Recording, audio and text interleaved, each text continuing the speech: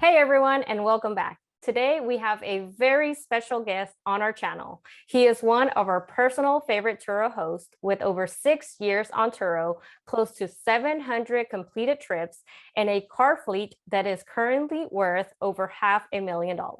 We love his style of running Turo, the insights that he brings on his YouTube channel, and mostly we seem to agree on a lot of the same topics. His channel, Winning Strategies for Turo, is a hidden gem and a great resource for all things Turo. Without further ado, please welcome Andrew, also known as Drew. I'm happy to be here, Joe. Thanks for James as well. Thanks for inviting me, and look forward to talking about something that I'm passionate about as well. Let's go ahead and get started with you telling us a little bit about what got you interested in Turo and how you got started.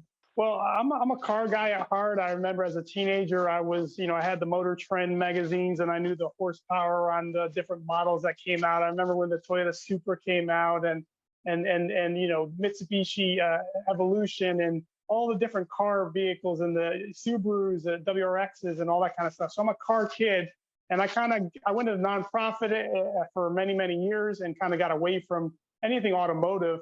And and then I found Turo. We went on a vacation, and I needed a vehicle, and I found the app, and I really fell in love with the idea of having, actually knowing what car you're going to get when you go to the vacation. And the big problem with enterprises and all the other typical rental car places is you never knew actually what you were going to get. And for Turo, I mean, at the time, it was not much more. You could have a really cool car, and it really made a great vacation. And so I kind of fell in love with the concept. And I used it probably 2 or 3 times. I remember I had a Tesla that I got out on the West Coast, and then I used a BMW in Chicago. And those were my first two vehicles of using Turo. So I was a Turo user way before I was a Turo host. And if you want to hear my whole story, I do have one of my first videos. I think it was called My Most Successful Strategy. It's like a 30-minute video.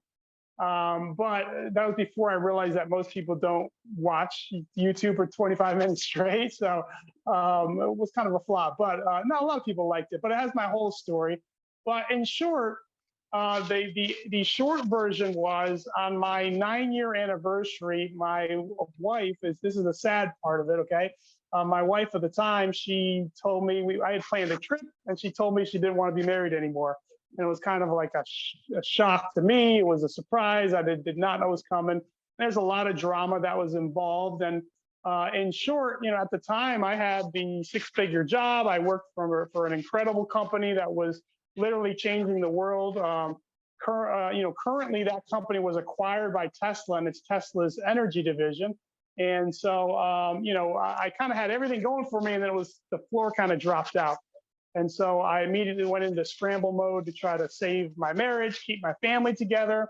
And it was really for about 2.5, 3 years, it was a very difficult time, very stressful time. And I had, before that had started, I had put the company that I was working for was a sister company to Tesla. And I had kind of the inroad that they were going to be making an economical Tesla, and it was going to be the Model 3. And so I put a deposit on the Model 3 before you could even see the car. Nobody knew what it was going to look like. This was several months before it was even out or visible. All I knew was that I really loved Tesla as a company. I was very familiar with the company because of the sister company that I worked for. And I knew if Tesla was going to make a car that at the time was going to be around $35,000, that I wanted one. And so I put my money down, and I kind of forgot about it and all the drama that was going on in my life. And so about 2.5 years later, I finally finished the divorce side of it. And so I was starting my whole life. In short, within 6 months period of time, I lost my wife. I lost my family as I knew it. I lost my great job with all the benefits like the company car and all the stock benefits and all that stuff. And everything was just kind of pulled out from under me in a short period of time, and I had to rebuild. And so I got a job at a car dealership, which was literally right around the corner from my kids' school. I wanted to be close to home. and I wanted to, stay as close to them as possible. And so I got a job at the car dealership. And so for the first time, I was reintroduced to modern automotive life, and it really went pretty well as far as that goes. And so I was about 6 months into the job. Things were going well. I was, kind of rebuilding myself, and I got a notice that it was ready. It was time to build my Model 3, and I kind of remembered it, but I wasn't really focused on that, and You had so plenty going on in your life. It was just kind of in the back burner at that point, huh? absolutely, yeah, yeah. I guess I was cognizant that it was there, but I hadn't really thought about it because I had all this other stuff going on. Yeah. I was not making the kind of money that I was making previously, and it was not a good time to be buying. The Tesla Model 3 was supposed to be $35,000, but if you wanted to order one initially, to build it out, it was like $50,000 minimum.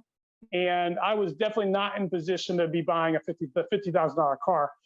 At the time, I had lost my company car. I was like borrowing. It was really not economically, it was not a good time in my life. And so, but when you've gone through a divorce, and maybe somebody out there listening to this has gone through that, your filter for risk is, in my opinion, I was like, what's the worst that can happen? I go bankrupt. The only thing I had left from my previous life was I had pretty good credit.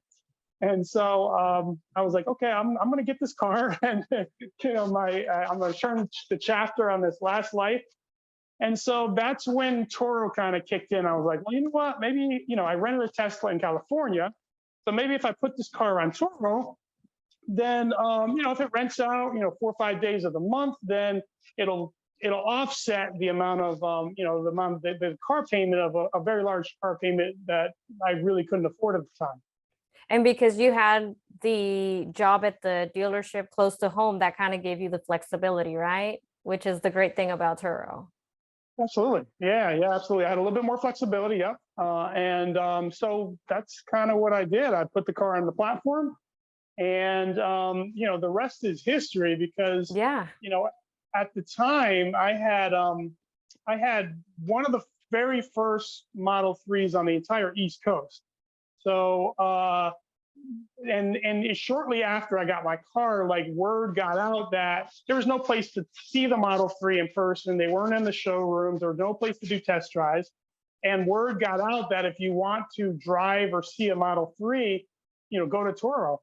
And if you remember the history on this, at that time, there was like 400,000 people who had already done reservations on the Model 3.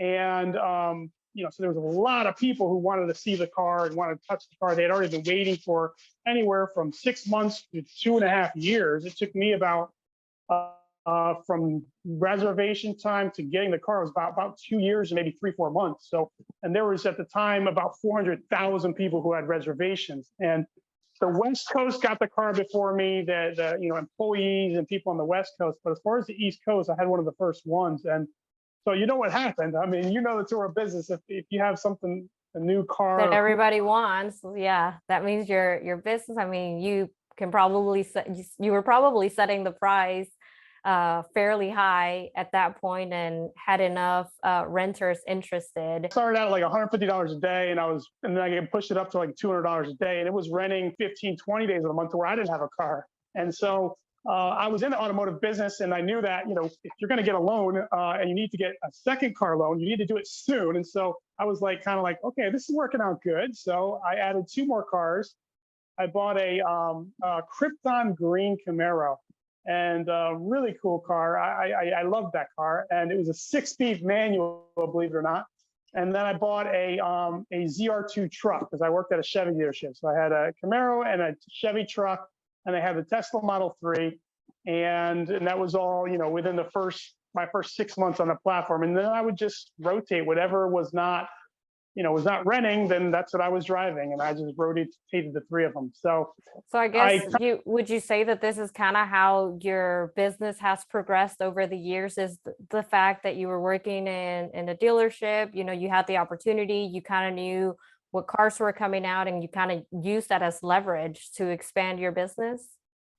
Well, yes, it definitely helped. It definitely gave me some insight. As far as the industry, I was able to kind of keep up, a little ahead of most people as far as that goes, and it still helps me to this day. Um, but the I kind of lucked out in the sense that, in my opinion, when you're new to the business, the Toro business, like three cars is better than one car.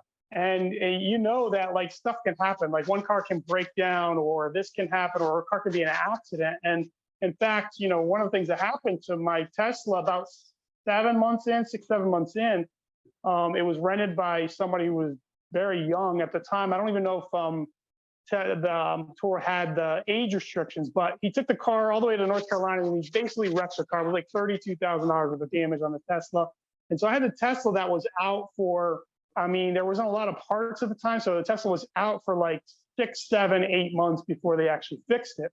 So it was a blessing because I had two other vehicles that, between the two vehicles that I had, and then I purchased another cash car at the time, I was able to still pay for all my payments. And if I only had the one vehicle, I could have been kind of in a tough situation. Yeah, that's a very good point. You're pretty much able to continue running your business though you have one car that is down, because anything can happen, right? I mean, you have recalls, especially like I mean, you just don't know when that may happen, and you don't want to be in a position where one, you have a fleet of all the same vehicles and now you're down all of your vehicles, or you're really just depending on one single vehicle to be able to make payments. So I think, yeah, that was an excellent strategy that you had by, having multiple and being able to make payments even when one of your vehicles was down. So how many cars are you up to now? Well, my fleet, like to me, for my business, my sweet spot is between 8 and 12 cars. I think everyone wants to be Toro millionaires, but I think you would agree with me, that for most people, Toro is a much better side business, side hustle, or a supplement to your income. And I would not, there's a few really unique individuals like Alvin. I don't know if you saw. I think you saw our video. There's a couple, Eric Kwan out in California. There's people that they have full time. I mean, they're like the equivalent of 4 or 5 Hertzes together, and they run it as a full time business. But those type of people are very unique. They have a unique location, maybe like right close to the airport. They have the ability to have a place to put all the cars. I think for the general population, Toro is much better as a side hustle. Anything from 3 cars, 2 or 3 cars, to when you get to about 10 to 12 cars. Now you can go more than that and still be a side hustle, so to speak, 20, 30 cars. But once you get to that level, you really have to have some unique parking situations, and there's a lot more that comes with it. Commercial insurance is a challenge and all that kind of stuff. So I like between 8 and 12 cars. Right now I have 11 cars, and I never have less than 8, and I never have more than 12. Yeah, and I think that's one of the things that sometimes, even for new or aspiring Turo hosts, is you have this grand idea of what you want your business to be, and maybe you want that to be a full-time job, but knowing your market and like that is critical. So I guess with that I'll lead into, how would you advise someone that is wanting to learn about Turo? Like, what can they do to learn about their market? Someone new wanting to join Turo, what can they do? Well, you can. I think the market has changed. So in the past, the easy answer was you get in your market, you do a lot of recon on what vehicles are renting, what vehicles are not, and then you try to buy something that you already know is successful. I feel like the market has changed now because now if you buy a Tesla Model 3, which was, I mean, basically a slam dunk. I mean, you couldn't lose with a Tesla Model 3. um, no, very low maintenance. Everybody wanted to rent a Tesla, but now you go to each individual cities and you've got 40, 50 Tesla Model 3s. And so, Yeah. in my opinion, if someone's starting out new, I would not necessarily target a vehicle that everybody has, like a Wrangler or a Tesla Model 3, or some of the go-tos, the Mustangs and so forth. if you've got a lot of those vehicles in your market already. Because remember, you're the new guy, you don't have any reviews, and it's going to be harder for you to compete with other hosts that have a lot of different vehicles. So, in my opinion, someone new to the business should target a unique vehicle, a special vehicle, a vehicle that's not in their market. And it might be something like a Mini Cooper. It might be something that, a newer model that comes out, or something that there's not a lot of. And I think you can have a little bit more success with that. Or the other option is going the economy route and investing, a small cash car, because at a certain price point, economy cars are always going to rent. And when people are looking for a cheap car, they're going to look for like who's closest to me. And so if you have people around you, Turo doesn't work well if you're kind of far away from where the people are at, because Yeah. people don't want to go 30, 40 minutes away unless you have a really special specific car. And that's a whole different strategy. It's probably finding a vehicle that people are willing to drive 40, 50 minutes away to get to your car. And I do utilize that as well. But for someone new to the business, you can go the economy route, just find whatever you can get a really good under market price vehicle that you can price at the economy level, because those vehicles are always going to rent to get started. Or the other option is to find a vehicle in your market that maybe there's only one or two of them. And this could be a newer model. It could be something that there's really only a couple of them. But if you have a newer model that has a lot of rentals in the short term, I think of something like the Bronco Sport, the Ford Bronco Sport. When that first came out, there was, it was a model that you could get, and there might be only a couple of them in your market. And if that's already has a bunch of reviews, if it's a new model and it's already got 20, 30 bookings, then target something like that, because that way you can kind of share in that benefit as far as that goes. I don't know if that's helpful or not.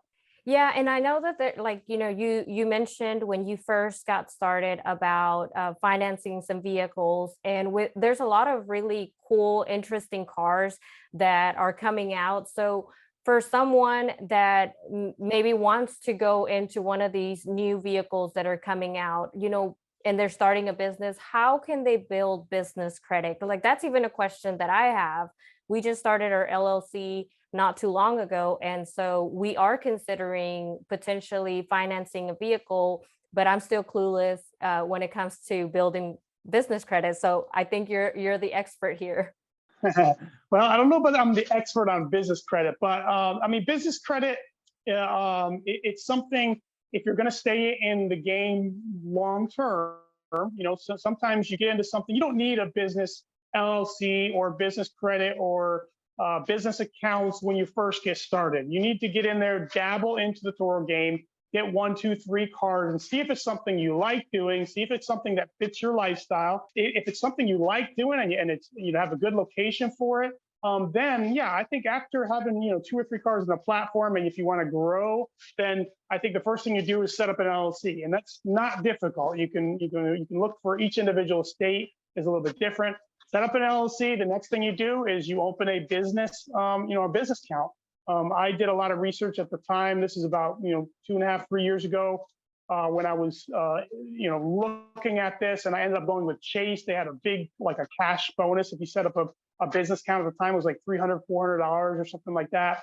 And so you set up an LLC, set up a business checking account, and then set up a business credit card. And usually you can use the same bank, or use another bank that you have a good relationship with. So I set up a business credit card with Bank of America, because I had been with Bank of America for 20 some years, and I had a lot of cash and investments and stuff with them. So I chose the bank that I had another credit card with the largest amount of balance available on it. So at the time, it was like whatever bank I had, the largest amount was Bank of America had like $30,000 credit limit on that card. So I chose Bank of America because when they opened up the business account, you're usually the guarantor when you don't have anything else going. And so right away, my business account was able to have like $25,000 worth of business credit. And so that's, really helped me get started. Then it was only about 3 months, maybe probably 2 to 3 months after I had opened the LLC, and I just applied for, a auto loan in the business. And the bank I used was Huntington. It was like Huntington Bank, which is not a big bank, but they gave me a business loan, and I only had the LLC open for like 3 months. So as long as the LLC was active, now on the business application, I put that the business had been running for 3 years, 3+ years, which was true. I had been doing the tour business for 3+ years. So a lot of it is making sure that you have your LLC up and running. And then, all you can do is apply. Now, most business loans, you're going to have to be the guarantor. And there's only a couple banks that you can do. You have Ally and you have GM Financial. And then maybe some of the other like Chrysler Capital or some of the other ones that will do a business loan without a guarantor, but they're definitely not going to do it without a guarantor if you don't have established business credit. So your first couple auto loans in your business, you're going to have to be the guarantor or the co-on, and that's what you're going to have to do to get started. And then business credit just takes time. It's just like your personal credit.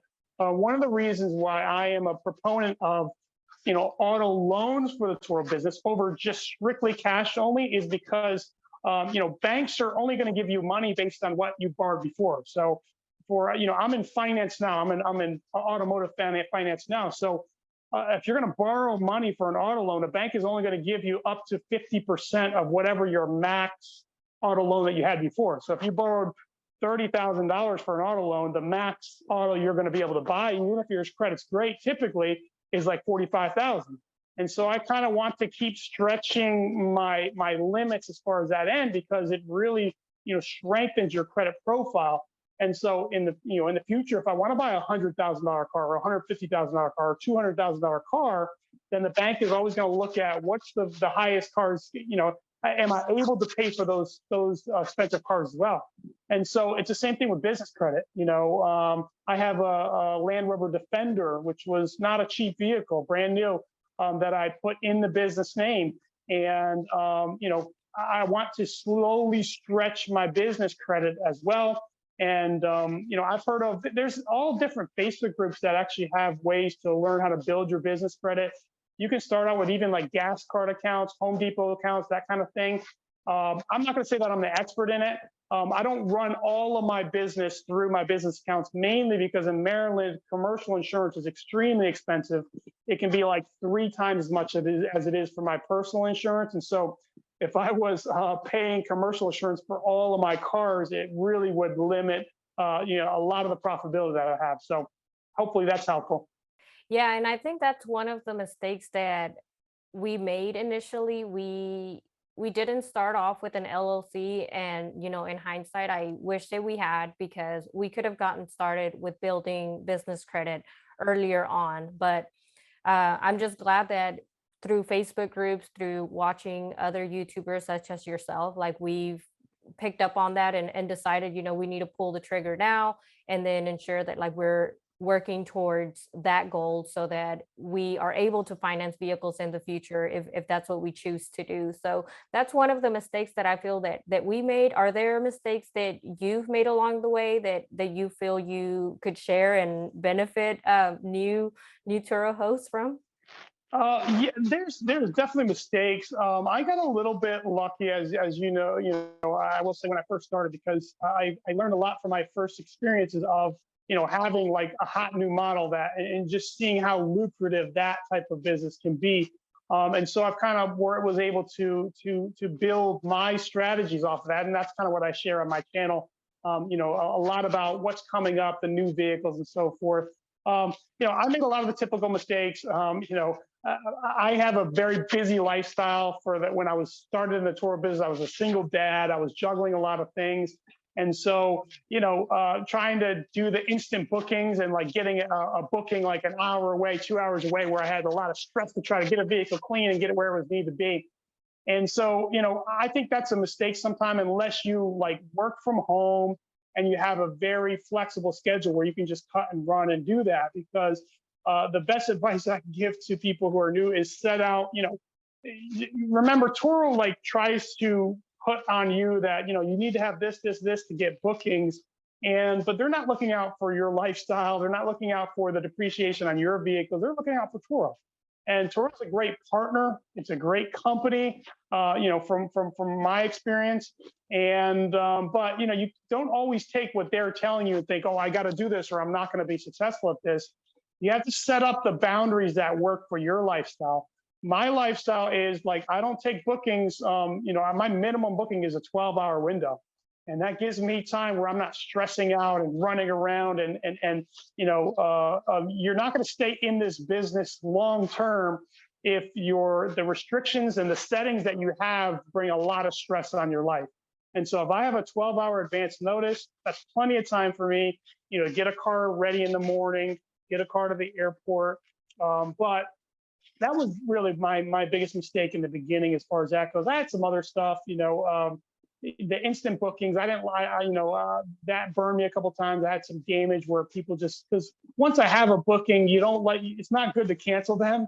And so if you're getting instant bookings and then you're looking at people's profile and be like, oh, I don't know if I want to rent to this person, and then you cancel that can really hurt you as far as, your reputation in Turo's eyes. So it's better off not having instant booking than to accept, having instant bookings and then cancel on them.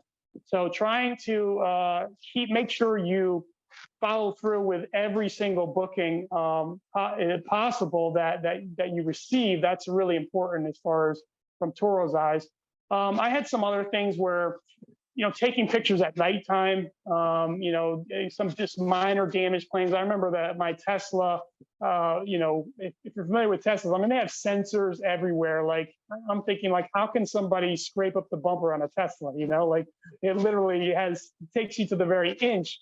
But because my pictures were not, they were in the evening, at nighttime, it just didn't show up, and Turo didn't fix that damage. So that was kind of irritating me, where I just took the Tesla off. I'm like I'll just use this as my personal car rather than have people kind of tear it up and so forth. So the biggest mistakes for me were not setting up certain boundaries that fit with my lifestyle. So that's the best advice I can give to new people on the platform. Find something that works for you.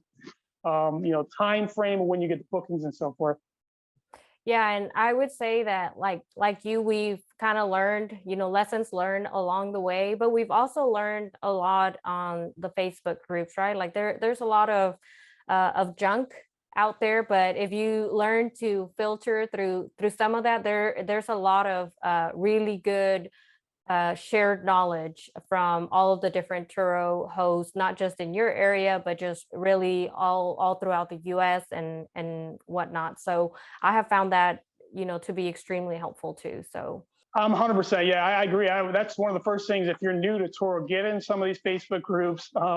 Don't get caught into the negativity, because, for some people, it is a place just to vent frustrations. And so just understand that. I understand how people work, so I'm okay with like that. Like sometimes you just need to vent about a situation, or somebody smoked in your car or did this or whatever. But if you can kind of block that part out, you can learn so much. Just be like a fly on the wall and just listen and follow what's going on, and you'll get if you can do that without absorbing some of the negativity, you can learn a lot in a very short period of time. I agree.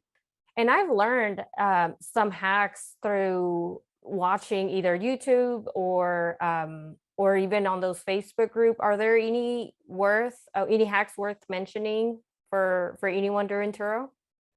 Well, I don't know about hacks. Some of my tricks of the trade, I could say, or I guess you could call it hacks, is if your state allows a sales tax credit, that can be a big benefit when you're purchasing newer, nicer cars.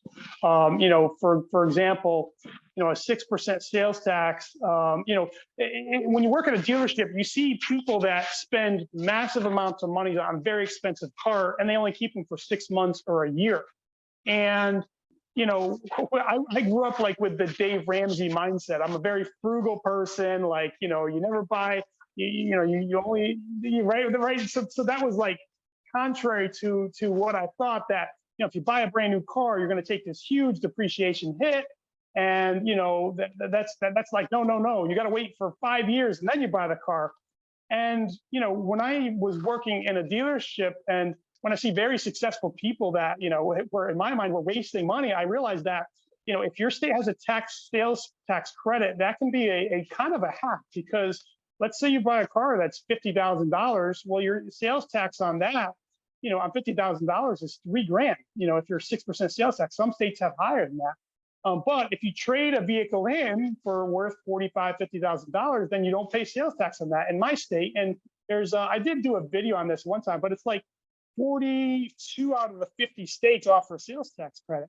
So, I started targeting newer, cool, popular cars that the average consumer doesn't have yet. And not only was I able to get premium dollars for it, but I only keep it for anywhere from 12 months to 18 months. And then I trade it in on something different. And so I'm constantly rolling over that tax credit, to each vehicle. So I pay very limited taxes on those vehicles.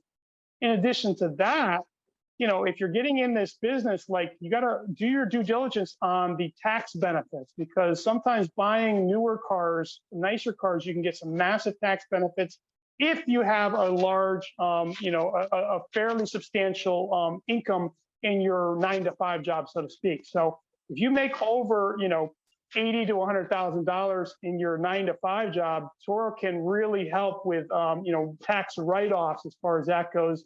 And to be honest with you, that's one of the biggest perks of the business for me is not paying as much in taxes as far as from my regular job because of my Turo constant purchases of new vehicles for Turo. Are there any particular vehicles that you're targeting? Especially as we are going into a recession, I would guess that you're probably already thinking ahead. Yeah, that's one thing I do. I feel like the average Toro host thinks like 1 to 2 months ahead. A good Toro host thinks like 6 months ahead. I plan like 2 years ahead, and so I'm targeting cars like, I was sharing with James like my reservation list of, anytime there's a hot new vehicle, even in the future, 2 years out in development, if they allow me to put a reservation in and it's a low amount, like a lot of them are like $100, like I'll put a reservation down even if I don't plan on buying the car just in case. I can't really lose a refundable $100 deposit, and so I have probably James would know because I was sharing him my list, and I do talk about it quite a bit on my channel. But I probably have about 9 to 11 reservations out there right now of vehicles, everything from the Ford Lightning. I have 2 Hummers reserved of the Hummer truck. I have the Hummer SUV. I have 2 Cybertrucks. I have, as soon as they open up the Maverick banks, I'll have 2 of those. I'll put another 2 more of those. And so I'm kind of always trying to stay ahead of the game. I have to be ahead of the average consumer, way ahead of them. And I have to be ahead of really smart Toro hosts. And there's a lot of really smart ones out there. So my strategy, I don't want to say my most famous strategy, but my most productive strategy, since I don't have, and I'm not interested in having 20, 30, 40, 50 cars, since I'm only interested in having 10 cars, 8 to 12 cars, then I want each one of my car to be massively profitable. Otherwise, I want to make sure that my time is worthwhile. My goal is to, the amount of time that I put into the Toro business is more valuable than I'm able to make more money than I am at my current job. Otherwise, then I could be working there. So, I'm targeting a lot of newer vehicles. I have a lot of EVs. The teaser, the best one right now, if you can put that, you're able to put reservations in. For example, like a Ford Lightning, there's like 200,000 reservations. A Cybertruck, there's like 1.5 million reservations. Like if you put a reservation on that, you're like kind of 2 years, 3 years too late. But Fiskar is a company that a lot of people have forgotten about, and they made a while back. They made some cool cars, and Fiskar has the Fiskar Ocean, and then they also have. There's only about 30 to 40,000 of those reservations, but they also have the Fiskar Pair, which only has maybe 3 to 5,000 reservations, and that's going to be a very economical EV. They're saying $29,000 before tax credit. So if you take a $29,000 car and $7,500 EV tax credit, that's a $22,000 EV, and there's only like 3 to 5,000 reservations of that vehicle. They're pushing the Fisker Ocean, so that's a vehicle you can put a deposit. I think the deposit is $250. And if I was new to the game, like that's a vehicle I would be putting down. I mean, you can't lose on that.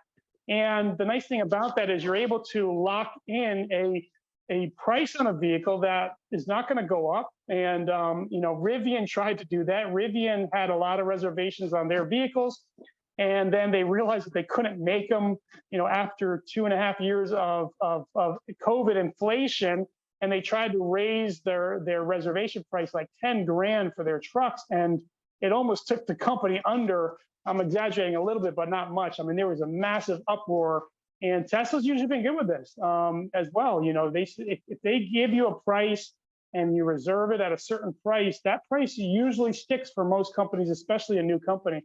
And I think the future of EVs is going to be, if you look at what makes a car, an EV car, it's pretty simple. It's batteries, it's electric motors, and yes, you need to have good intuitive, technology as far as screens and all that. But the bottom line is, for the successful EV cars, it's going to be about design. And Henry Fisker is very good at design, and I think that's a company that I'm excited about it, and I'm looking forward to get several of those. I have Ocean on reserve, and I have 2 of the pairs at a dirt cheap price of $29,000 starting price. So you really can't lose with those type of things. I'm always on the lookout. I am, more in tune with the auto industry than I think, anybody out there that I know. And I'm always looking at what new manufacturers are coming out with, and I want to be kind of like first in line. I want to get my spot there. And sometimes I buy the vehicle, sometimes I don't. The Hummer was a vehicle that I was not planning on purchasing. I was looking at $90,000, $100,000 for a Hummer. I don't think they're going to, hold their value long term like a Tesla will, just because of, as EVs traditionally don't. But if I'm not keeping it long term, if I'm keeping it a year, 18 months, it doesn't have to hold its value long term. It only needs to hold its value for a short term, and I can get a lot of money from that. So I'm probably going to end up getting a Hummer when I originally wasn't planning on it. But this goes back to me putting in a reservation for $100. That a refundable $100 deposit. You can't lose with that. So definitely, look for that as well. Yeah, and I'm always like curious when I see other hosts or other hosts that I personally know, kind of understanding, where they see themselves going. Like what do they see their business being like in a few years? A few years. Maybe they won't be doing it. And one of the things that I love about your channel is that you talk about all these things. Like you are always sharing kind of what your next steps are. Here's the things that I'm looking into. And so that's one of the reasons that I really enjoy watching your content. And I'm always wondering, although you put all that information out there, is like, what does he have planned for the future, as a host? So is that something that you can share with anyone that, maybe hasn't watched your channel yet? I've got big plans. I really think that I have a video coming up talking about recession proofing your Turo fleet. I recorded today. We got some editing to do to get it out there, but I think if you've been in Turo for a little while, there's ebbs and flows to this business, right? Just like anything else. And right now, there's a lot of hosts on Turo, and there's probably too many. And so we're going to see in the next year, you're going to see what happened at the beginning of COVID. Beginning of COVID, you had like 3 months, 4 months where pretty much everything was shut down. And so you had a lot of people who had loans and car loans. They just had to literally sell off their cars at dirt cheap prices because the values of cars were not going up. They just collapsed. And the whole Turo, the host game, you had the really strong Turo hosts. They rose to the top, and people that were not, really did not have a lot of business sense or were were a little too aggressive with their loans, were over leveraged, like they just got out of the business and had to sell off their fleet.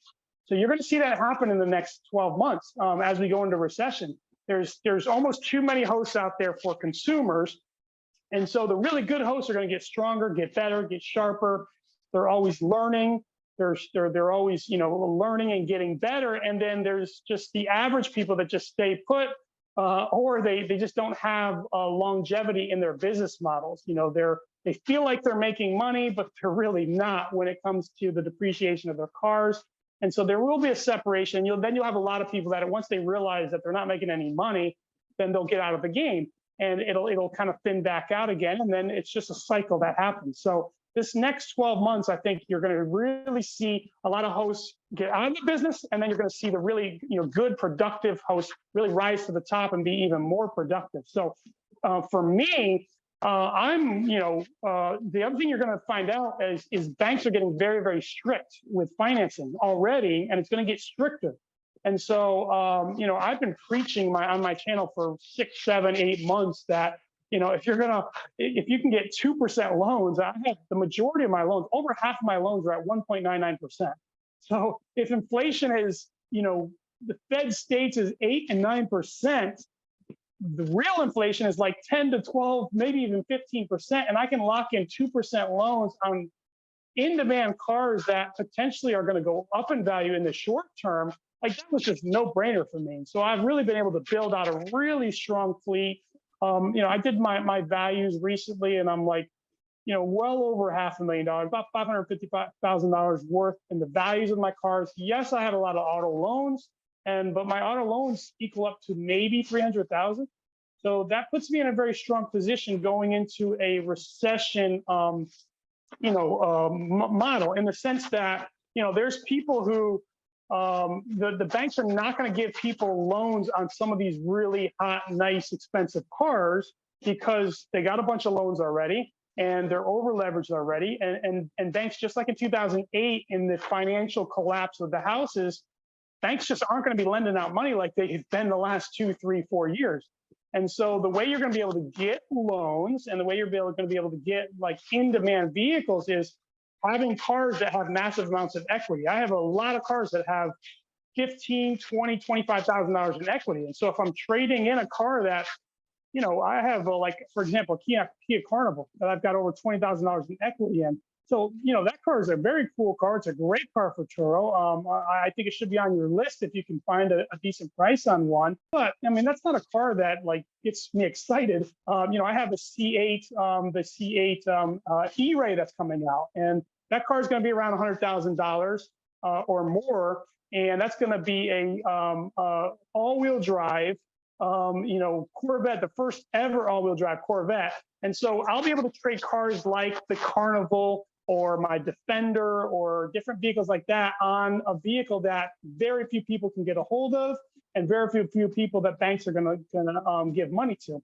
So that's what I'm targeting. It's just like the same thing in the recession model where, people who are over leveraged and bought houses and cars that they can't afford. There's a lot of very smart, wealthy people that just stockpile cash and stockpile, their resources. And in a recession is when they double and triple their wealth. And I want to try to do that as far as my Turo business. My ultimate goal, I had a goal in the beginning when I got into the Turo business was I wanted to use the Turo business to get me in a position to purchase a Tesla Roadster.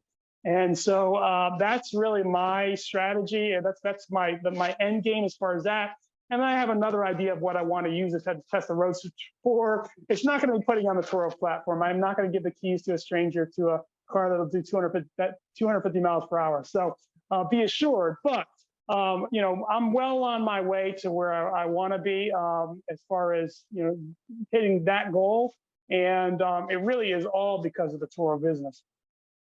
Overall, though, what do you see changing in the next couple of years with Turo as a whole? Well, Turo, despite the Facebook groups, there's a lot of negativity. Everybody's, some of these people that are so negative towards Turo as a whole, I wonder why they do the business. They do the business because they're still making money. So I don't know why they're complaining so much. So I have no issues with Turo. I think they're very, they have, their real customers are the end users of the car. So they do have to lean, that if customers are not having a good experience renting the cars, then it doesn't matter what the hosts are doing. So they have a fine balance of keeping hosts happy and keeping their end user customer happy.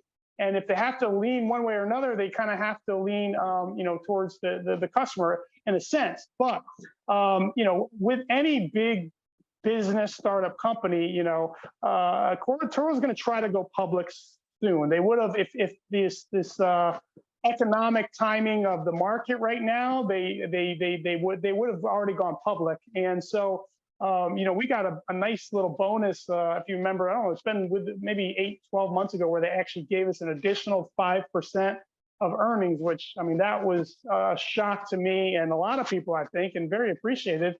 But they're trying to, keep their hosts happy, and they want a lot of hosts on the platform, and to grow that. Now, once Turo becomes public, then, I've been a part of companies as they went through growth mode and went public. And so what they'll have is they want to, if anything, juice up that they're not making much money, and then they slowly they slowly lose a little less money, and they slowly lose a little less money, and they slowly lose a little less money. And that's what, the shareholders want to see, is they're on track to get profitability. And so, I think, Turo has many, many years left of very productive growth. Eventually, that the company, we don't know what the future totally holds, but eventually things will get tighter, and they'll want a little more cut, a little more cut, a little more cut. And that's why, I don't think building your whole life around only Turo income is, the wisest strategy. It's good to have a lot of different, supplemental incomes, and I think Turo is one of the best ones out there as far as that goes. But in the short term, I'm very optimistic about, Turo, especially if you are the type of person that really likes to learn. There's a lot of smart people in this business, and they're going to get better. And so if you're not getting better, getting sharper, learning, then you're going to kind of fall behind in keeping up on as far as that goes. So you have to have a positive attitude about learning more things, and I think we both do, and that's why we're doing well.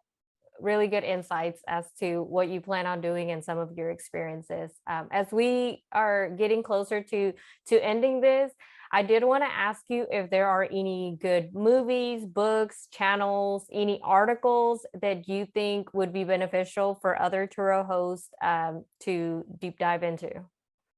Well, yeah, I wish I had a great list. I do like Aubrey Janik's channel. She's puts out some really, really good content as far as that goes. It's always up to speed, and I admire her consistency. If I can get my channel as consistent as she is, she's like a machine, and her content's always great. It's very helpful. I love watching your channel as far as, you guys grow, and it's just basically being an open book on the good, the bad, and what you're learning. I think that's great, especially for a new host to see that process unfold. Because for me, that's kind of like I've forgotten about that stuff. I forgot what it's like to have your first, abyss, or your first incident as far as that goes. Everything that was 4 or 5 years ago. So that's very cool to watch. I think Bill Huffine has some really good tools. William Huffine, it's a Car Share Academy. There's some really good tools with that. If you're going to take this seriously, it's okay to invest a little bit of money and $50 of market analysis and that kind of stuff. YAA is a YouTube channel that doesn't have anything to do with Turo, but they are like on top of the car business. And a big part of doing the Turo business is you have to be able to buy cars a little bit under value, and that's such a difficult thing to do right now. So I like that channel, YAA. You can look that up, and they have a lot of good input on how to get cars, underpriced a little bit. The biggest tip that I can do is I'm a YouTube Premium member, so I pay $13.99 a month. I watch a lot of YouTube. And, I could never go back to ads, because, I can put a video on and I can go for a run and listen to it. I can, and I don't have to worry about skipping the ads or having that come true. So, if you, YouTube, in my opinion, I'm a big fan of Turo. I'm also a big fan of YouTube. And I think, there's so much you can learn on YouTube. And I think some Turo hosts, they'll learn a lot. They'll follow a lot of our channels as far as the YouTube. And there's other, YouTubers on there. Some of them I'm not really the biggest fan of their, I think they give a lot of bad advice. But find, several that you relate to, that you connect with. And I think it's good to have several different opinions. So just because you have some person, their strategy is mostly cash cars, which is what like Aubrey's channel, her big thing is lower price cash cars, which is kind of the opposite of what I do. I do have cash cars, but I also have a lot of more higher end and more finance vehicles, because that's kind of my superpower, because I'm in the mix with finance, and I'm in tune with that field. So that doesn't scare me at all. But I love getting her content because it's someone else's opinion that does things a little bit different. And so I like to have a lot of different voices. But I would encourage YouTube Premium. I think is a good investment. $13.99. They didn't sponsor this, but you can learn so much more if you don't have to filter through the ads. You can watch more content, and you can put it on your car, and you can do different things like that, and you can absorb a lot. But don't just limit yourself to Turo content. I think most hosts would be wise to watch a lot more of automotive content, especially newer vehicles. Doug DeMuro does a lot of reviews of new vehicles coming out and anything like that, and getting in tune with new things that are coming out. That, in my opinion, is the most profitable way to do this business, is get early access to new vehicles, and you can really bring in a lot of revenue in a short period of time. And that's really what I specialize in. All right, so I'm gonna look into that YouTube Premium. Dave Ramsey wouldn't approve of this, but I'm gonna look into it. He would not approve of it, but I can promise you, self-development is important. If I could go back and, I've learned more in YouTube over the last 2 or 3 years in my YouTube Premium subscription than I probably did all through college. And so, the finances for the amount of information and learning, I think is well worth it. Absolutely. All right, Andrew, thanks again. Any last words of advice? I was trying to think about this, and I don't have any golden nuggets for you. I would just say the tour is in my opinion, it's one of the very best side hustles, supplemental income, and it's definitely not for everybody. So don't feel bad if you try it out for a few different vehicles and it's not for you. That's okay. But in a day and age where it used to be that families could survive off of one income, and then it was families couldn't survive off of one income. You need two incomes, and now it's like you need two incomes and a supplement income or a side hustle. That's just the life that we live in. We live in an inflationary environment, and unless you have one or two or more of supplemental incomes coming in. Everyone listening to this, I can't promise you that Turo is that for you, but it very well could be. I don't think there's anything, it's the best that I've found as far as being able to bring in a certain amount of income, as long as you like to learn something new. And if you like cars, that's even a bonus. So, I have all three of those. So I need a side hustle, I need a supplement income. I love cars. And, and I like learning new things, and I like to educate myself in areas. And so it's definitely a perfect fit for me. And it seems like you guys really enjoy it as well.